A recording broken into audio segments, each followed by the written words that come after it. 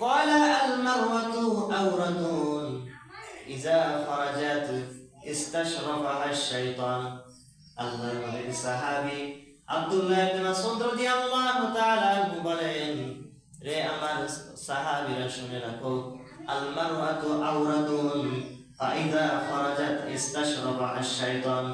দুনিয়ার ভিতরে আল্লাহ তাআলা মহিলাদেরকে গোপন সম্পদ হিসেবে গোপন ভাবে সৃষ্টি করেছেন।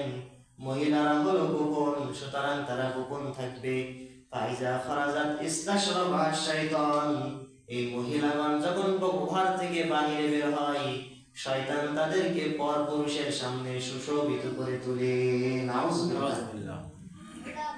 অর্থাৎ মহিলারা যখন ঘর থেকে রাস্তায় বাইর হয়, দেখা যায় অনেক মানুষের দেখা যায় নিজের বউ আছে, কিন্তু রাস্তায় যখন পরের বউ দেখে ওই